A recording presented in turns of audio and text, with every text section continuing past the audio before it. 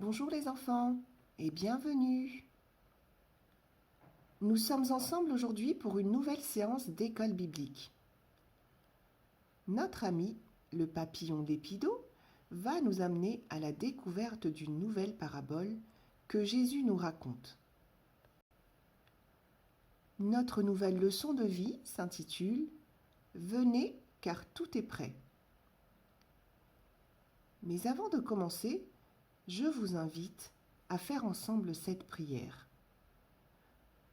En fait, nous allons demander au Seigneur d'ouvrir notre cœur et notre esprit pour accueillir cette nouvelle leçon. Prions. Seigneur, nous voici maintenant rassemblés dans le calme. Donne-nous ta paix et ta sagesse pour que nous puissions lire la Bible et découvrir ce qu'elle peut nous dire de toi. Seigneur, libère-nous de toute autre préoccupation, car nous voulons écouter ta parole, mais surtout entendre ton message. Tu nous invites à un grand repas. Aide-nous à bien comprendre ton invitation et à y répondre favorablement.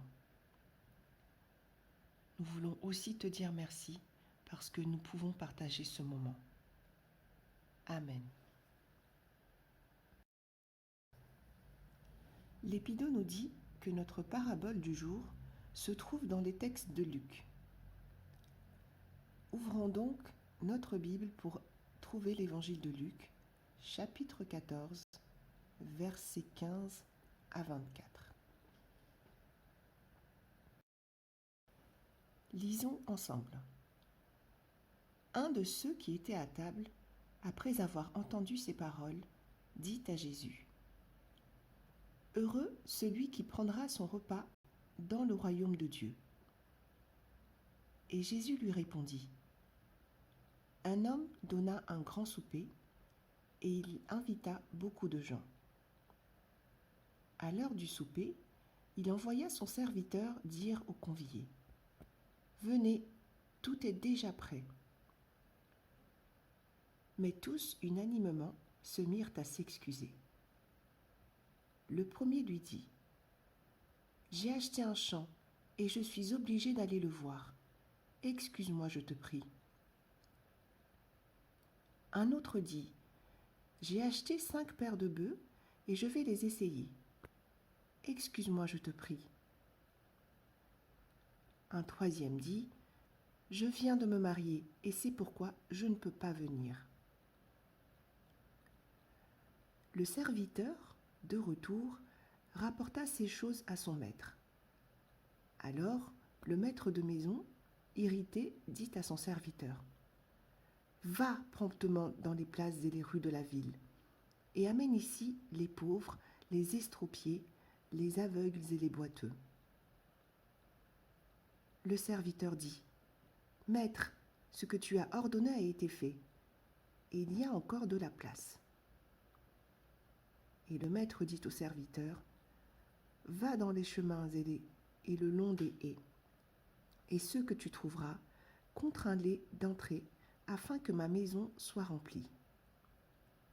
Car, je vous le dis, aucun de ces hommes qui avaient été invités ne goûtera de mon souper. » Si vous avez besoin de prendre le temps pour bien relire le texte, n'hésitez pas à mettre en pause la vidéo. Alors, qu'avez-vous compris de cette parabole, les enfants ? Pour nous aider, notre papillon Lépido nous propose tout d'abord d'essayer de comprendre la situation. Mettons-nous donc un moment à la place du maître de maison qui invite. Vous avez peut-être déjà invité des amis à une fête d'anniversaire ou à un goûter par exemple. Et malheureusement, ils ne sont pas venus. Qu'avez-vous ressenti dans ce cas ? Peut-être que vous étiez en colère, déçu ou encore triste. Cela peut se comprendre car quand on invite une ou des personnes, c'est parce qu'on les aime bien et on a envie de passer un bon moment avec elles. C'est pourquoi nous sommes déçus quand ces personnes ne peuvent finalement pas venir. Dans l'histoire, le maître de maison, lui, se met en colère. Comme vous l'avez compris, c'est parce que les personnes qu'il a invitées à son repas ont tous trouvé des excuses pour ne pas venir. Ça veut dire qu'elles avaient trouvé des choses qu'elles pensaient plus importantes à faire que d'aller à cette invitation. L'un devait s'occuper de ses bœufs, l'autre de ses champs, etc. Elles avaient donc d'autres priorités. Dans ce cas, le maître fâché aurait pu se dire « Ah, puis tant pis, puisque c'est comme ça, j'annule la fête. » En fait, non. Au lieu de ça, il a transformé sa colère d'une drôle de manière. Que fait-il d'après vous, les enfants? En fait, comme il avait préparé de bon cœur ce repas festif et que tout était prêt à présent, il voulait absolument le partager. Donc, comme les invités qui étaient prévus ne voulaient pas venir, il a demandé à ses serviteurs d'aller au hasard dans les rues de la ville pour amener toutes les personnes qu'ils y rencontreront, dont les pauvres, les boiteux, les aveugles, pour partager ce repas avec lui et faire la fête. Il y avait de la place pour beaucoup de monde à ce repas, mais il n'y avait pas de place pour tous ceux qui avaient donné des excuses. Lépido nous demande maintenant d'imaginer la situation suivante. Nous sommes invités à une grande fête et nous ne savons pas trop qui nous invite. Est-ce que nous allons accepter l'invitation?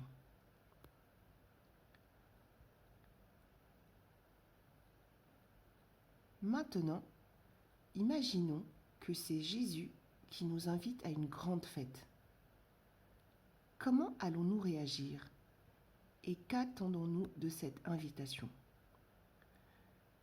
Je ne sais pas vous, mais en tout cas moi, je vais dire un grand oui tout de suite. Je suis certaine que vous ferez comme moi aussi, les enfants. Lépido, maintenant que nous avons compris la situation, peux-tu nous dire quelle leçon Jésus veut-il que nous retenions de cette parabole? Eh bien, Jésus prépare un repas spécial pour nous. Cela aura lieu au ciel.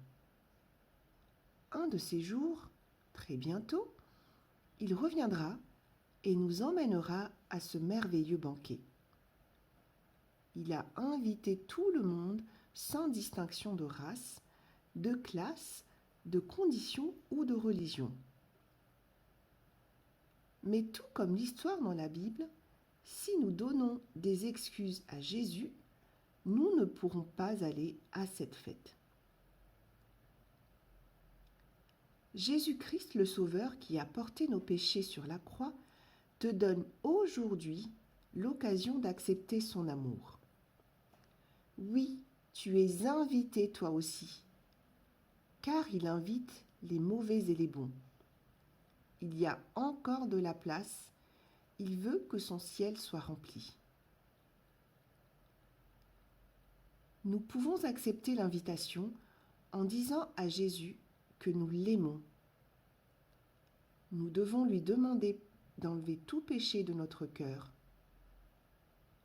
Ensuite, quand il viendra pour nous, nous serons prêts à aller à son repas spécial. Dieu a tout préparé pour toi, même une place dans sa maison. De son côté, tout est prêt.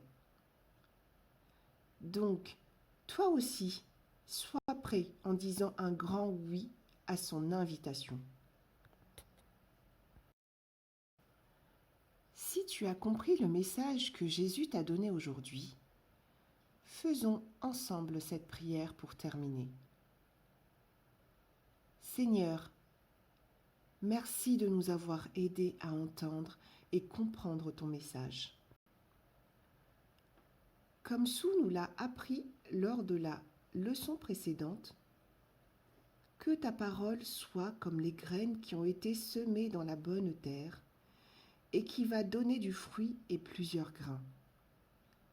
Cette bonne terre, c'est notre cœur, Seigneur. Merci Jésus, car j'ai entendu ton appel.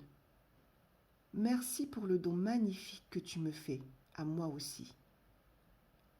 Amen. Voilà les enfants, nous sommes arrivés maintenant à la fin de cette séance.